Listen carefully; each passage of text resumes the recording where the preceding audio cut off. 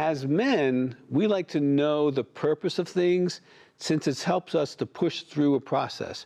You know, many men fail into the false belief that the purpose of marriage is A, to make them happy, B, to be served, C, never to be questioned, and D, none of the above, okay?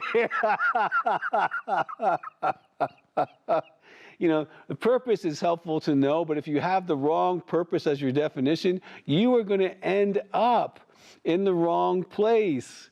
The purpose of marriage is none of those things. It's actually the opposite: to serve, to love, to pour out your life, to go to work, provide, be emotionally present. All of that. The purpose of marriage is to learn how to love well and to serve with excellence. Okay?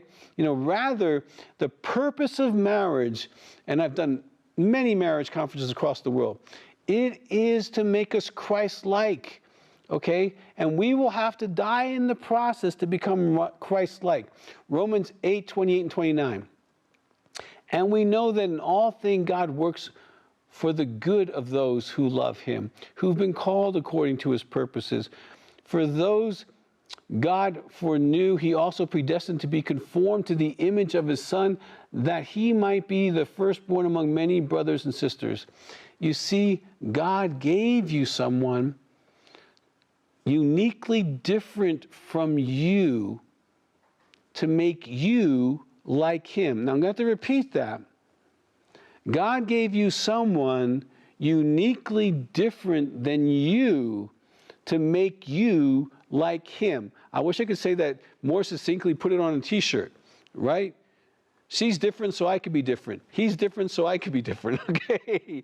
All right? Because that's really what God is doing. Your purpose in marriage is to aim for Christlikeness, his loving kindness, his long-suffering, his heart towards serving, okay? Now, to remember, to be Christ-like is to bear his fruit.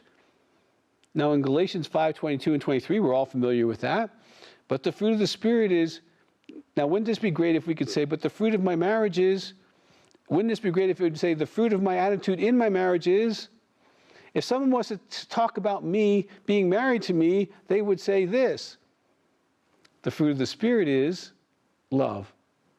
And out of that comes joy, peace, forbearance, kindness, goodness, faithfulness, gentleness, and self-control. Against such things there is no law. So when you are purposeful in your marriage, there is fruit. Okay? And so what spirit you come out of, whether it's entitlement, ungratitude, gratitude, faithfulness, kindness, what spirit you come into the marriage is the fruit you're having in your marriage right now. Now again, I'm not talking about those people who are living with addicts, intimacy anorexics, those with mental disorders. I'm not talking about that because that's not under your control.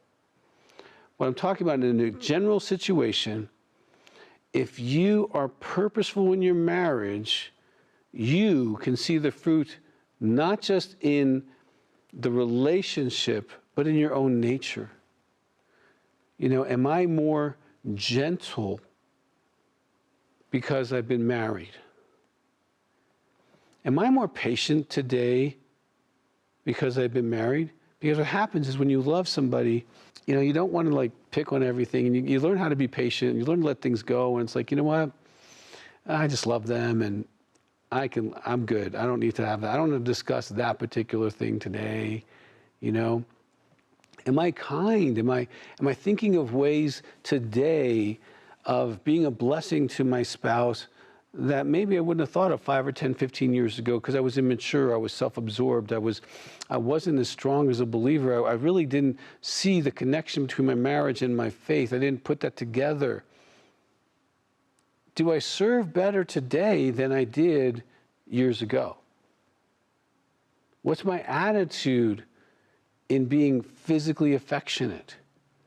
What's my attitude in being a lover and pursuing them emotionally, spiritually, and physically? Do I have a great attitude about all that stuff? Or have I soaked and soured and I'm focusing on that 2 or 3% that I really don't like about them? And because I do that, I have the fruit of being critical.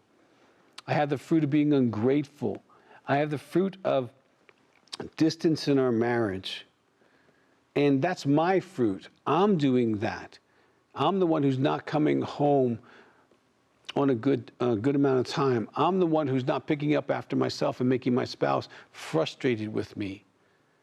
I'm the one who is wanting to talk about the negative all the time, not focusing on the incredible faithfulness that your spouse is showing in so many areas of your life. Okay? What is the fruit that you have in your heart, in your life, and in your character because you have been in this marriage wholeheartedly?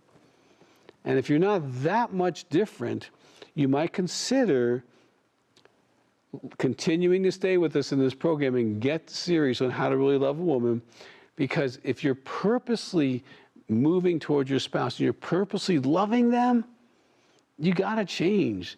You know, I'll never forget when I held my little Hadassah, the moments I held her, I knew from that moment on my life was forever changed, that there was a calling now to be more loving and more patient, more kind and gentle than I've ever been, because this little fragile creature that barely fits in my two hands is depending on me to purposely love her.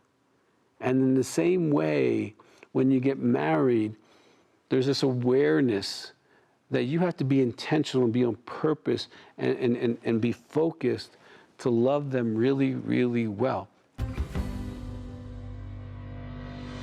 For more content and resources to help in your healing journey with Christ, make sure to follow Dr. Doug Weiss on Facebook and Instagram. If you'd like to share full episodes of this show with friends and family, subscribe to Healing Time Ministries on YouTube, and feel free to leave us a comment on any of Dr. Doug's social media platforms. Our team would love to hear your feedback and learn how Healing Time is impacting your life, your church, and your ministry.